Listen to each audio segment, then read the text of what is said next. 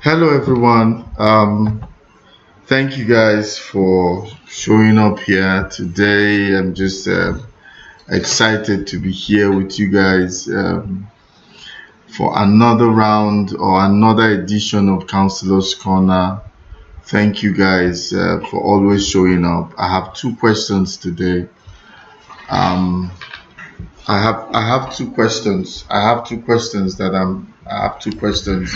I want to deal with today, and I hope it will be worth your while. I hope it will be beneficial to you. So I will just go right into it. The first one, it's about a relationship. What do we do at Counselor's Corner? People send in their questions, and I just come in and I answer them. I come in to answer some of these questions that are asked. The idea of Counselor's Corner was, I think it started during the lockdown into 2020, where there was a lot of confusion. People were at home, and so we came weekly to talk about. So we came weekly to answer one or two questions about mainly how do I earn in this lockdown, because it was a very scary moment for a lot of people, and so they ask questions, and relationship issues always come up, and how to earn, how to profit, all this always come up, and I try my best to come in here and answer it. So I have a coaching outfit where people engage my services, my coaching services, for whatever they want to achieve. I help them achieve their objectives. So in terms of, everybody might not be able to engage me for this service, but you can ask me a question, and every Friday I do my best to come live to answer some of the questions. So I just needed to give a brief intro about what we do here so we can have a better understanding. All right, I have two questions. I will just go and answer them right away. The first question is it necessary for one to date before going into marriage, or can one just be friends and then marriage happens when it should? Both of them, it's, people say they marry their friends. It's possible, but at the end of the day, there's if you date, even if you have known a friend, maybe a classmate or a friend or someone in your neighborhood, and you guys are just friends until the eureka moment, you just wake up and realize that there's a potential for in this person to become my significant other, or the veil just gets off your eyes, or falls off your eyes, and you realize that this is the person. But whatever the case may be, once you get to the point of realization, then you now come and follow the narrow road of dating and the narrow road of preparing for marriage. So whether it's a friend or you are actually dating, you still have to come to that narrow road. You still have to come to that place of preparing for marriage. It doesn't matter. If you yes, it's good to marry a friend, someone that is a friend. If you marry somebody that you have feelings for, that person can also be a friend. And I bet you in marriage, that friendship from time to time will be tested. And so it's there for you to be able to continue to maintain those things that make you friends.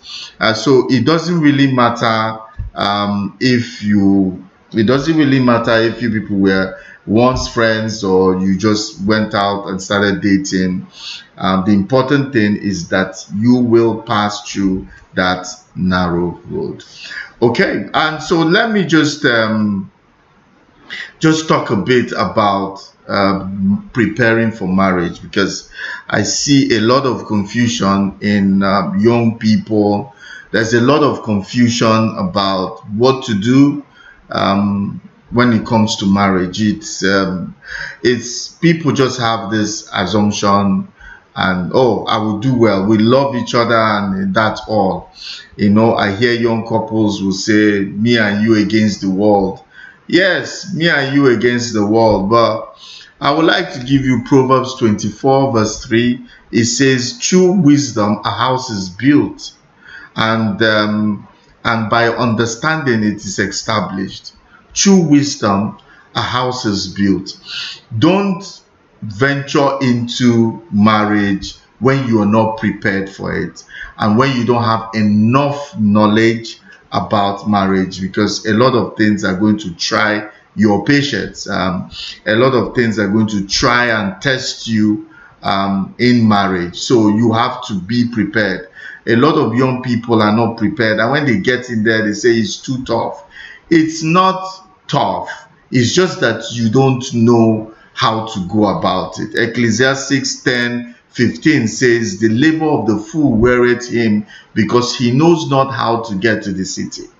The labor of a man or a woman will weary you because you don't know how to survive in marriage. Because marriage is one of the things, few things, marriage and business is one of the few things people just enter, feel that they know how to go about it, but most of the time they fail at it because they were not taught how to. We rely so much on this thing called love, but I need to make you realize that love doesn't sustain a marriage. In fact, I have a book that will soon be out, but I have an audio where I've talked about this relationship. It's called "Love is Not Enough." I will ask my people to put it out there. There's a link. You can just get that audio, just listen to it and realize that you need more than love to be able to navigate this thing that is called marriage. You need advice, you need wisdom. By the grace of God, this is 20 years in marriage for me, and so I have one or two things to say about it, and God helping us. And I will tell you one thing categorically: it is not love that sustains the marriage. I've given you the scripture that talks about love, what sustains the marriage. It's a true wisdom, through skill, through talent, you're able to build a house, and by understanding, you establish it. I realized early that the way I negotiate in the office, the way I handle myself out, is also those gifts and talents I use in the boardroom, in the office, is also the same gift and talents I use at home. And because when you think that certain standards, that marriage has its own different standards in a way to negotiate with people, on way to relate with someone, how you relate with someone in the office is most of the time is better than how we relate with our spouses. And it ought not to be so. The way we are considerate talking to our partners, to our colleagues, the way we talk about our superiors and our bosses, is not the way we relate with our spouses, just because we feel that they should understand. But some of these things are error, and some of these things can build bitterness when someone is not regarded as they should. Love is actually a feeling. If you can listen to it in the message that I'm sending out. My people are right now sending out links. If you follow that link, just purchase it. It's for a very discounted price, and just leave it. Listen, love is not enough. So what do I need to be able to cope in marriage? You will get it there. It's understanding and it's wisdom, because love is just a feeling. I always have the saying. I say love escorts you to the door, of marriage and leaves you right there at the door. I feel that love tells you goodbye when you are in the hotel or wherever you are after starting your honeymoon. Love just tells you no. Some people from their honeymoon bed, they walk away, never see each other again. And so that it's you realize that you can't base your life on feelings. So what do I do? There are certain things you have to prepare for marriage. And I'll just give you some points here that will help you. You will get it if you buy the CD, and that is compatibility check. There has to be compatibility check. I always give it to women. You have to check what religion. There are 21 questions every woman should ask their intended, and vice versa. But it's usually safer to be with women because sometimes they bear the brunt of failed marriages, but not anymore. But they are more eager to get it right than men. Most men during marriage, they have other things which I don't want to get into right now. I don't want to get into that. But what a man is thinking before marriage and what a woman is thinking before marriage are two different things. Women are usually grounded in stability. They want stability, they want security, they want all those things. So it is safer for you to understand what is the general outlook of your partner. These are the things that you do during courtship and dating. But during dating, you see a lot of young people, they are going to movies, they are just eating chicken with 2 hands and 2 legs and ice cream and all that. That is the idea of going out and dating. Yes, there's nothing wrong with that, but the time for dating and courtship really is the time you prepare, the time you ask yourself tough questions. What do you understand about religion? A lady asks a guy that she has dated for 3 years, what do you understand about religion? And the guy says, well, for him, he comes from part of his family, they are Muslims, part of his family, they are Christians, and some of them are idol worshippers. And so he feels that God can answer you through any of these means. And this is a Christian brother as an usher in church, and he made that statement. And he justified it. And coming from his background and his environment, he didn't see anything wrong in it. So some of these questions have to be asked and have to be dealt with in sincerity. And I hope that you answer it and make sure you get the right answer, because you're talking about your life here. Which church will be the family church?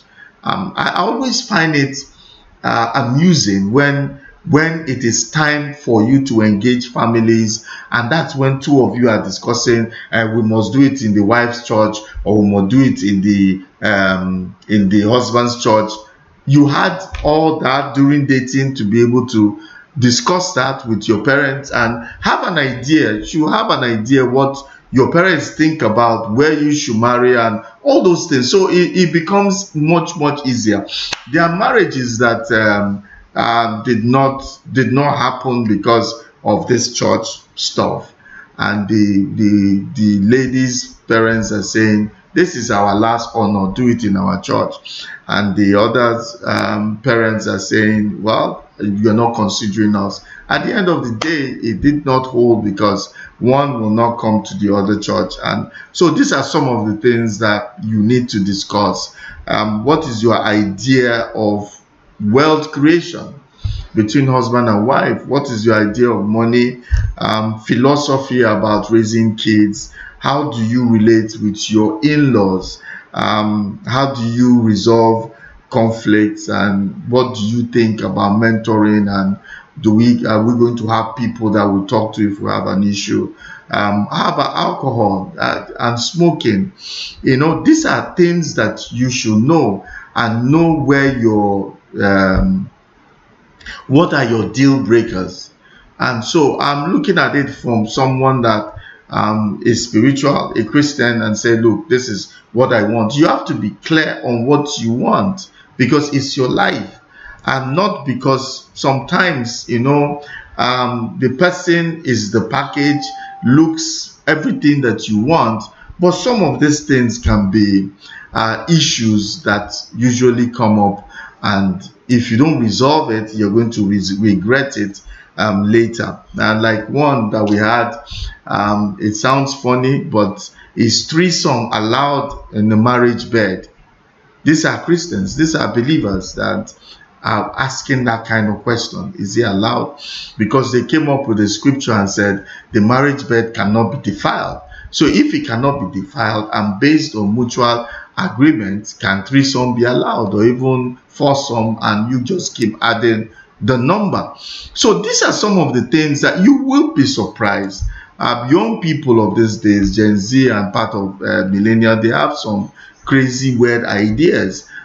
So you are better know what you're getting into, and during the time of courtship you have to revisit this. Not that you call the person and be asking, okay, we're discussing this. No, but as you discuss, you have to be mindful of some of the things that are important to you, and you must get the right answer before you can move on.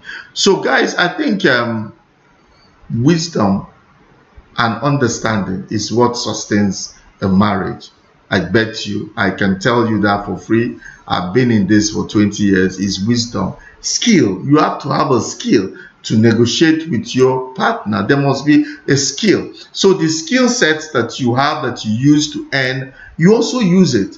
You have to be able to carry your spouse along. You have to be able to make your spouse comfortable. All these things are things that you do well outside the home. But when it comes to the home, people say things like, I should understand now. He loves me, so you should. No. Love is making the other person comfortable with your decisions and your actions. So you cannot burden me and say you love me, right? But you do things that threaten that relationship. Love is not enough for you to just say he loves me, and you are not willing to be responsible for your actions that will make the other person comfortable. So these are some of the things that you'll be hearing in that message. And also the book is coming out. It's going to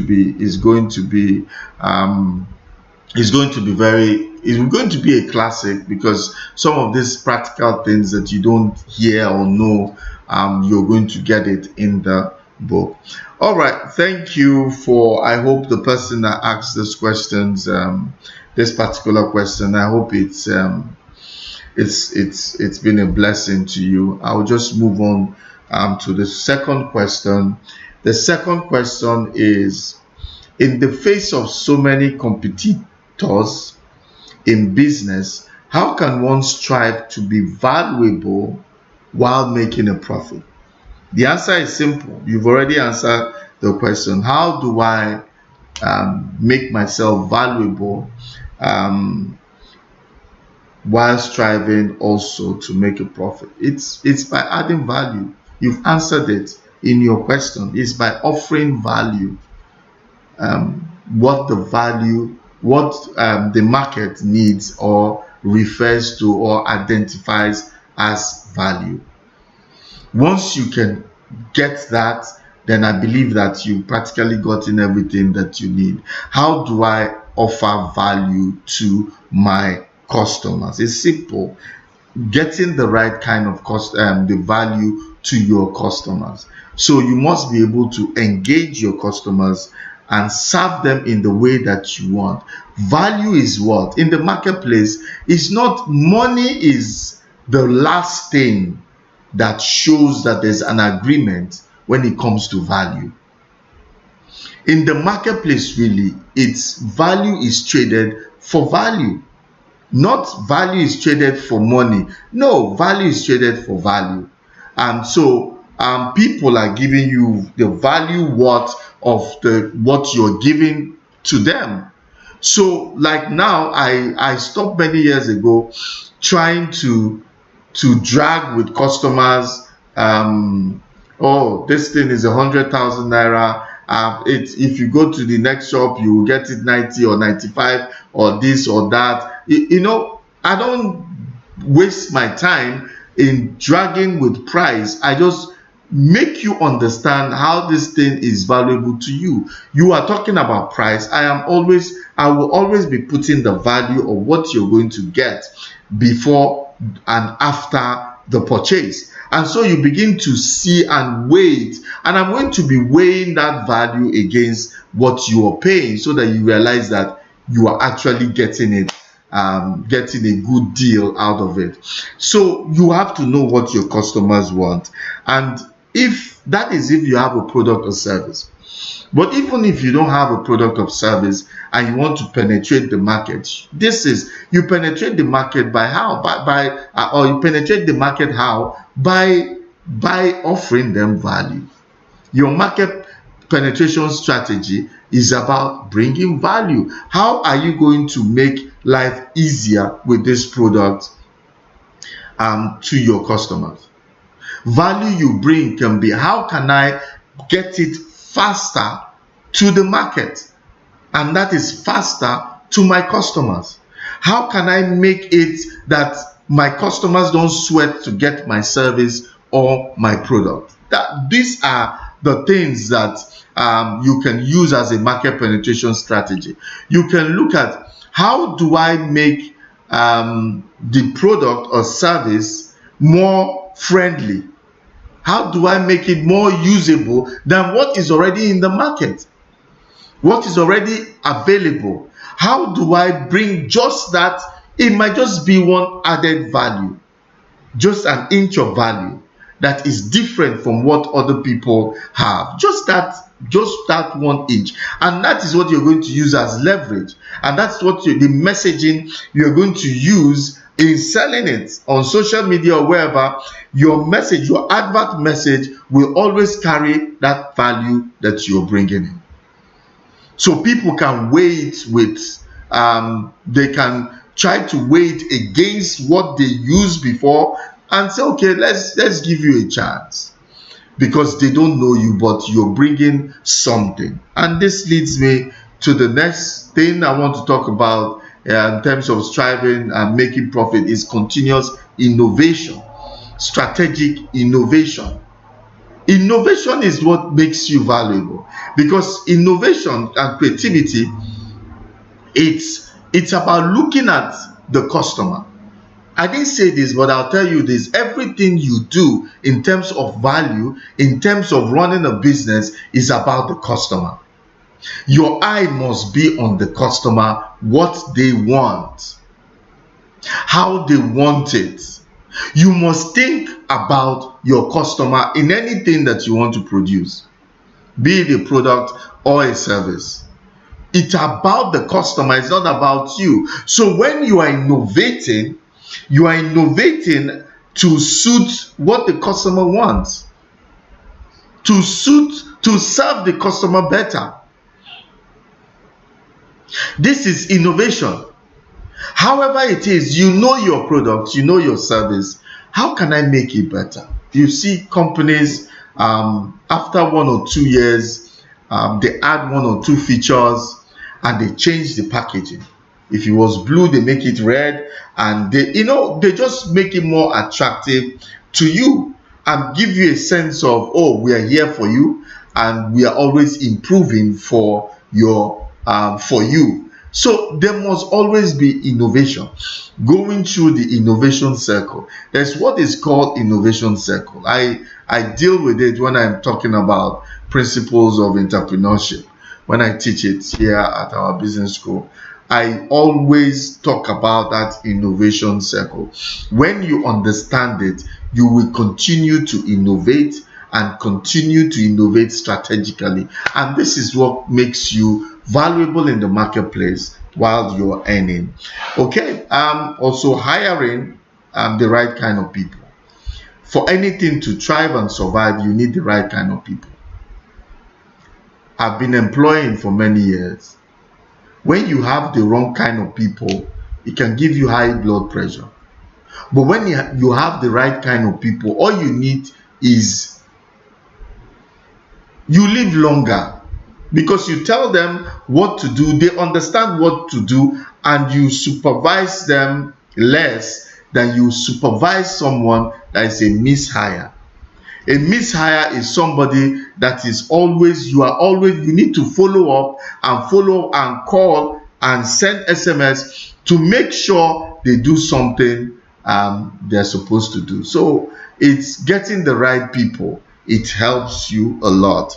Then also you have to be able to leverage on your connections and your network to help you to continue to deliver value to your customers, and also help you to expand your customer base, because the more customers you have in your network, the more you will earn, basically.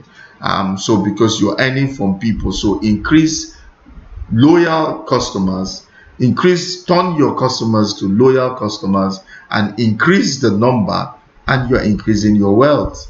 It's really that simple. And then you must be able to track your progress. How am I doing? How did I do in June? How did I do in July? Then you have projections. This leads me, I'm going to talk about a conference I have coming up soon, a summit. It's called Recalibrate Summit. This Recalibrate Summit, it's the reason behind it, or the objective behind it, is we've done the first half year, and maybe we did not get all that we wanted in the first half year. So now what do?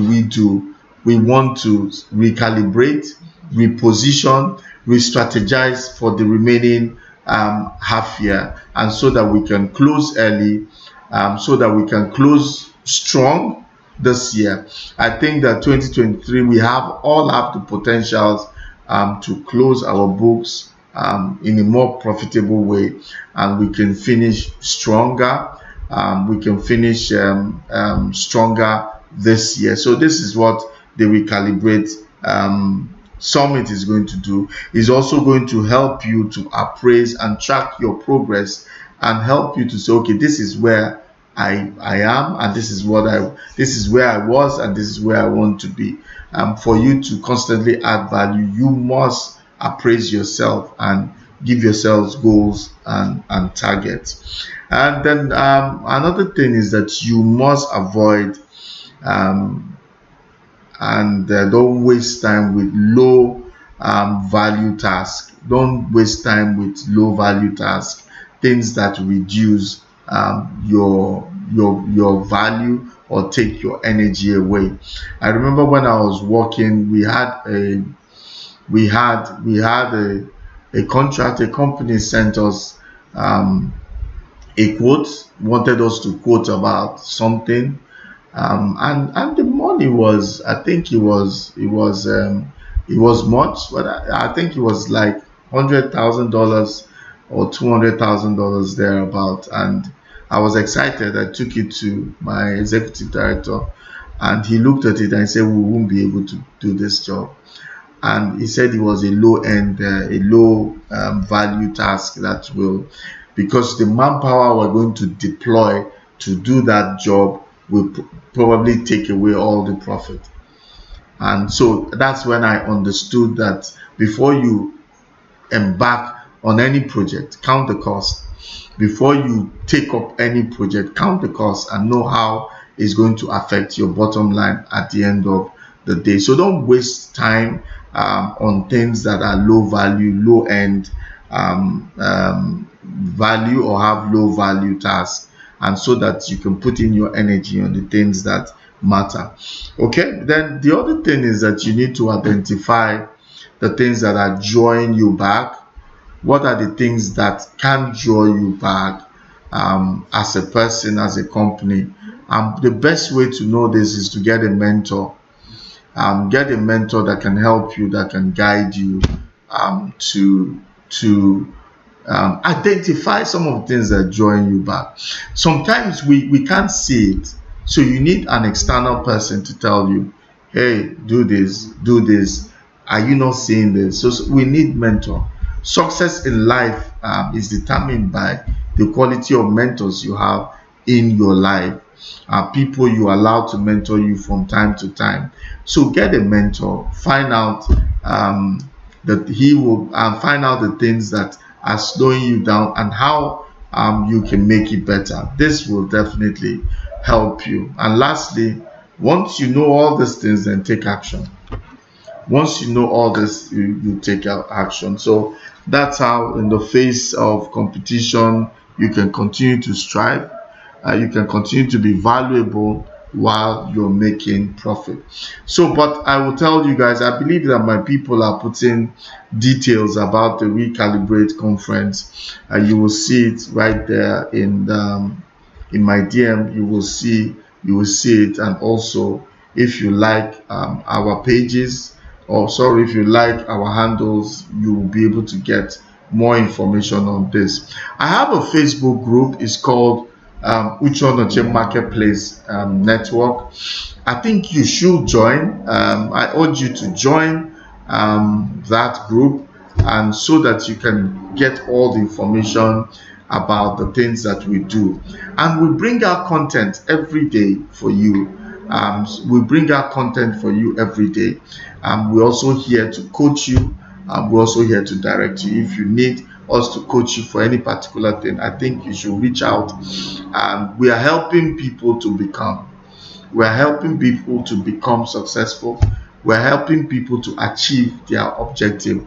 We're helping people to unleash their talent and their giftings and earn by it. So we can help you. Don't be silent. We can help you and coach you. But if not, you don't want to engage us in that way, you can always ask us a question, and I'll come every Friday to answer you. Please register for our Recalibrate Summit. Let's recalibrate for the next 6 months. It is going to be an awesome time, an awesome summit. We are giving it out at a highly discounted rate of 10,000 naira, and the value you're getting is over 100,000 naira. If you check it out, you will see the things that will come, the stack that comes with it, and I know that you will not regret this. So when we get a certain number, we stop. We're looking at 100 people. When we get it, we're going to stop and maybe do it in 2 batches if the need be. But I think you should get it right now. Maybe the next session will not be as low in price as this. So try as much as possible. Register for it. It's on the 12th of August, and I know you will not regret it. You will get value for your money. You even get overvalue for your money. Thank you guys. Keep the questions coming. Every Friday I will be here to answer those questions. So until I come again, have a wonderful weekend. Continue to you can continue to get content that will release every day from all our